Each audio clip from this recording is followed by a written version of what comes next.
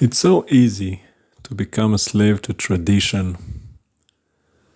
I was thinking about last Pesach when Stephen and I were walking in the streets of Haifa, and we watched the religious Jews take the lulav and the etrog and the hadas, all of the 4 species from Sukkot, and they were burning them. And I asked some of them, what are you doing? They had barrels with fire in the street for the chametz, to burn up the chametz, which is also a tradition. But the thing about the Sukkot, I was like, why are you doing that? What's the purpose? And they go, oh, it's just a tradition, where we keep it from Sukkot and we keep it until Pesach and then we burn it together with the chametz. And I was thinking to myself, well, why are you doing that? That's nowhere in the Torah, but it's become the tradition. And then I was thinking about it, well, I can't really blame them for coming up with traditions because I know I'm guilty too. I've invented all kinds of traditions that I now consciously break in order not to become a slave to them. But for instance, the tradition of baking a challah bread every kiddush, singing that same song, Shalom Aleichem, the song that is sung every house in Israel, and doing our weekly candle lighting and all kinds of things. I would bake small little challahs and dedicate them to the Lord, which is all, nothing wrong with those things. They were all in the good spirit. They were all for the glory of God. But the problem is you do it once, you do it twice, and all of a sudden it becomes a ritual. It becomes something habitual that you kind of feel guilty if you do not do, as if you're taking something away from God. Right? Well, I've danced for him every morning.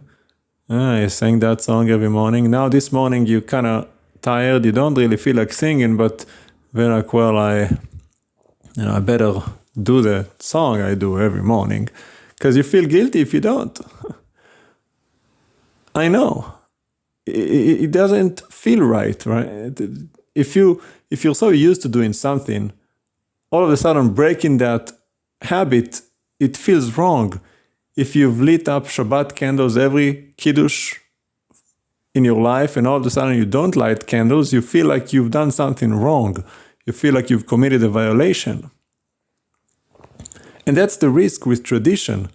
You do it so much, it becomes ingrained in who you are, and then you cannot break it.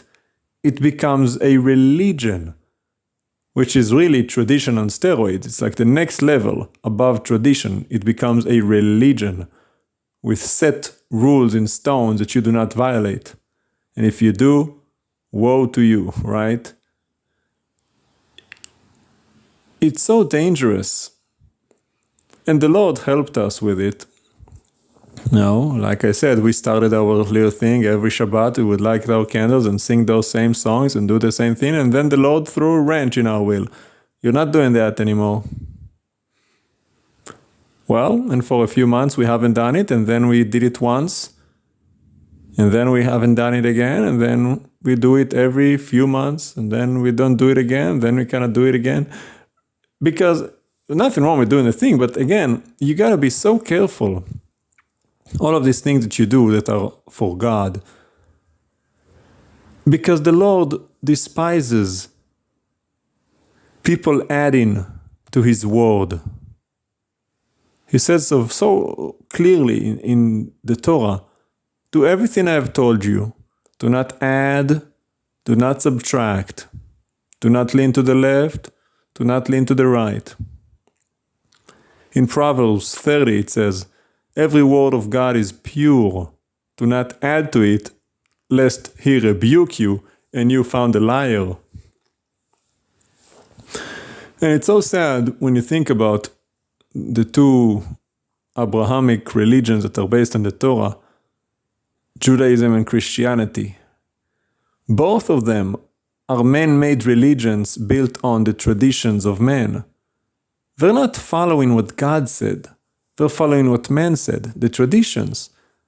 Oh, this rabbi said this, and then the next rabbi confirmed it, and then the next rabbi put it in a book, and then the next rabbi taught all of his congregation, this is what we read every Shabbat, and then the next rabbi enforced it, and then the next rabbi, if somebody didn't follow this Siddur book, got kicked out of the synagogue, and that's how it is. That's why the Lord said it in Isaiah 29:13. These people honor me with their lips. Their worship of me is based on the teachings of men, the doctrines of men. Most of what the people were doing in the days of Yeshua were not the commandments of God. The whole thing about the washing of the hands, it's not in the Torah. It was a tradition. Which is why the Pharisees were like, oh, why don't your disciples wash hands before they eat? And Yeshua rebuked them. Like, what are you talking about? You forsake the commandments of God for your own traditions. Christians are no different. In fact, they are worse. What is Christmas? See, some traditions are fine, nothing wrong with washing hands, and nothing wrong really with celebrating the alleged birthday of Yeshua. He wasn't born on Christmas, but nevertheless, you want to celebrate his birthday, fine. But why don't you do it in a way that's actually honoring him according to his laws and commandments? Why do you mix the holy with the unholy, the godly with the pagan? What is this whole Santa Claus thing? Evergreen tree in your living room with statues and images of angels, graven images, all in violation of what God says in his 10 commandments, the big 10. Do not have any gods before me, that's Santa Claus. You worship him, a deity. He's all over the world in one night, giving presents, watches you when you sleep. It's a god. Santa Claus is a god. It's a Norse mythology god. It's really what it is. And then you put on those Santa hats on your head and teach your children he's coming to see you when you sleep, and you leave some cookies and milk for him. It's a pagan worship. And you have the evergreen tree. Why? Don't you know the Lord despises people who cut down trees, bring them in their home, adorn them with silver and gold, and put a statue of an angel on top? It's all in Jeremiah chapter 10. That's what the pagans did. The Gentiles who have no knowledge of Torah. And that's what Christians are.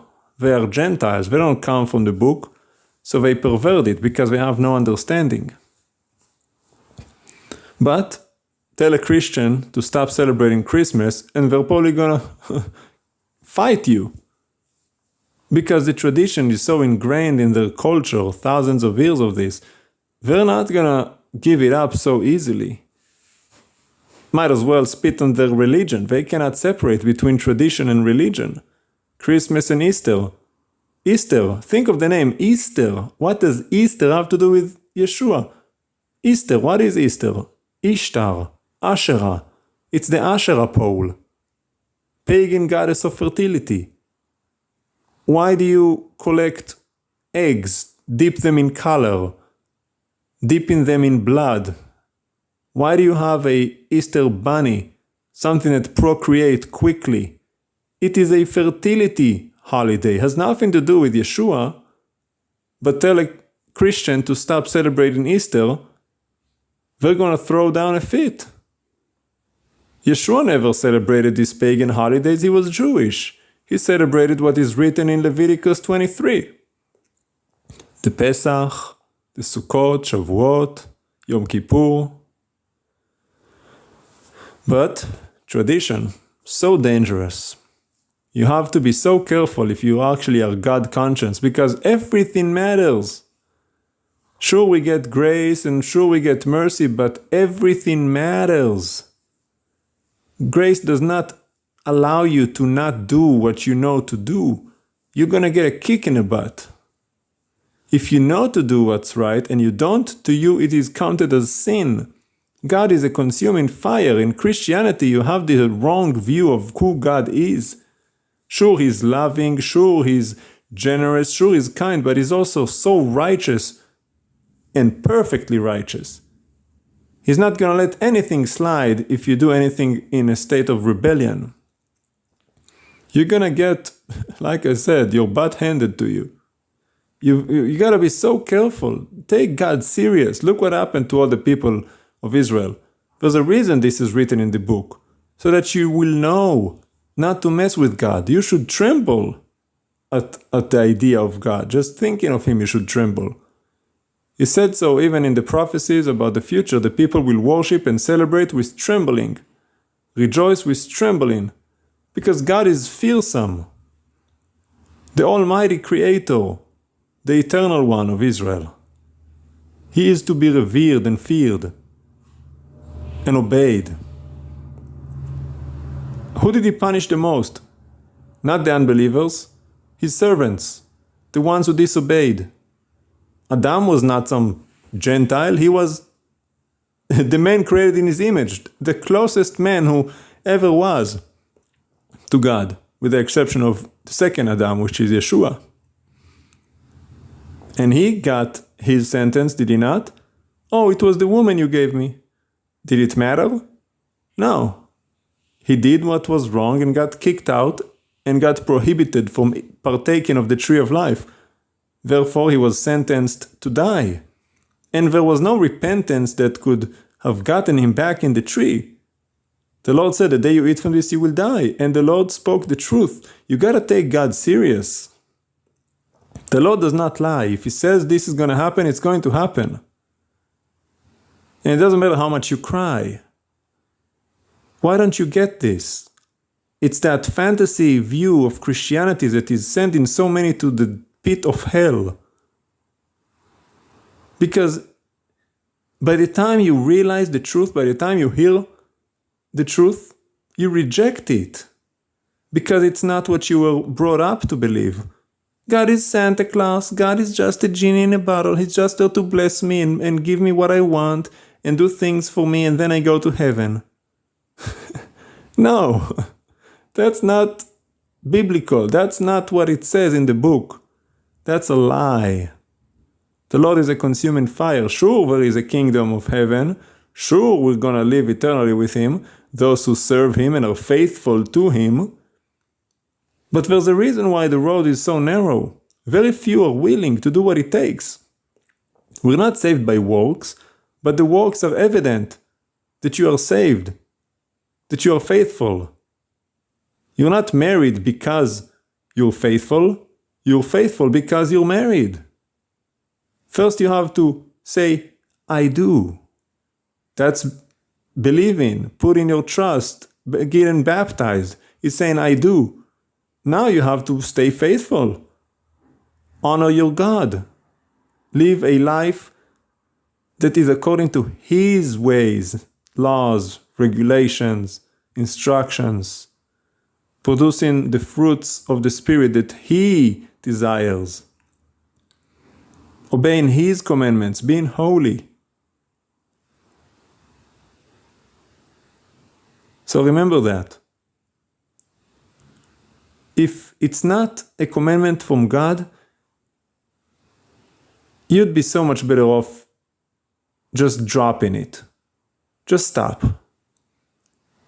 There's no value in your traditions.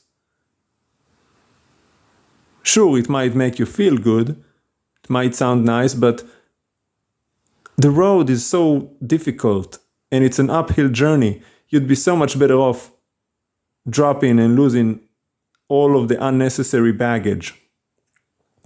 There are enough things that we need to do, that we cannot worry about the things we don't have to do. Every day we're being attacked, spiritually, physically, all kinds of troubles in this life. We don't have time for traditions that are unnecessary. Whatever is not from God, I stop doing. I don't light candles, I don't celebrate Hanukkah. Why? I give God the glory every day. I don't need to wait for one time a year to say about some miracle He did 2,000 years ago. God is doing miracles today.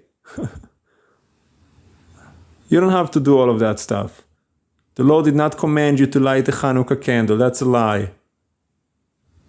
Even Purim didn't tell you to do that. It's a tradition Mordechai declared it a feast for the Jews, and for 2,000 years it's a tradition, not a commandment.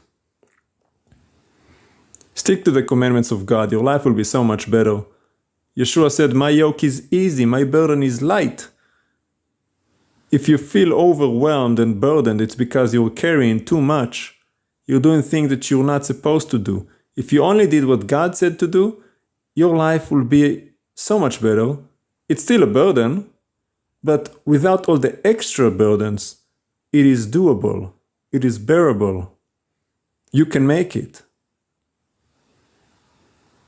So take it to heart. Hold on to the commandments of God and forsake the traditions of men.